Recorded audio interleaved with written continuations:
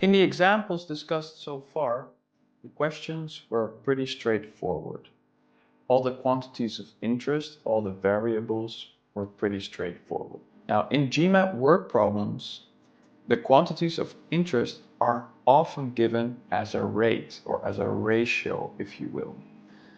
We will see lots of different examples, and the most general form is a quantity per item. And let me explain what I mean with a quantity per item with an example.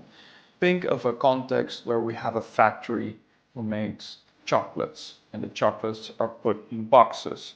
So the quantity per item could be, for instance, the weight of one box. So we get, for example, a number of pounds per box or a number of kilograms per box. Another example, a computer shop who sells computers at a certain price. So we get price per computer. Such a ratio relates to two important quantities in such a setting.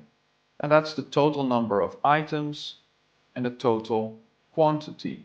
For example, in the amount of weight per box, it could be total number of boxes and total weight. For example, total number of pounds or total number of kilograms. Similarly, in the second example, it could be total number of computers and the total price, usually in dollars.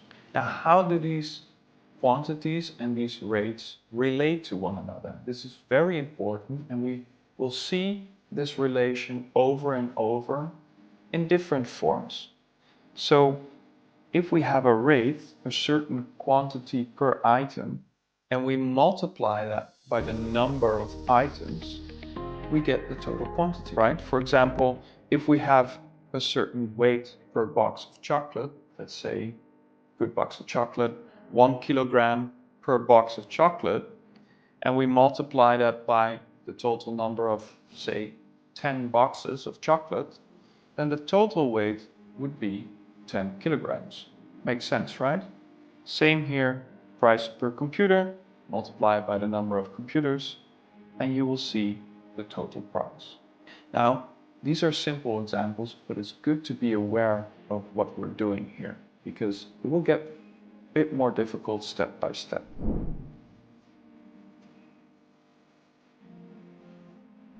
One thing the GMAT can do is have different items in the same categories and different price per item. For example, this question talks about fruit, and we have apples and bananas, and we have a price per apple and a price per banana. Now, the key here is to understand that we can set up two equations. We can set up an equation for the total quantity, which in this case is the total price, and we can set up an equation for the total number of items, which is apples plus bananas. Let's read step by step and break it down. A certain fruit stand sold apples for 70 cents each and bananas for 50 cents each. So what we have here is $0.70 per one apple, and we have $0.50 per one banana. Good. If a customer purchased both apples and bananas from the stand for a total of $6.30, so we see here this sentence is an equation for the total price. How do we get a price from the given rate, 70 cents per one apple? Well, that is if we would multiply by the number of apples. Then we have the price of all the apples bought. Same thing goes for multiplying this by the number of bananas. Let's read on a little bit before we set up that equation, because we want to know what we're looking for. What total number of apples and bananas did the customer purchase? Okay, so we're interested in the number of items here. Total number of items. And we have two types of items. We have apples and we have bananas. So our quantity of interest is number of apples and the number of bananas.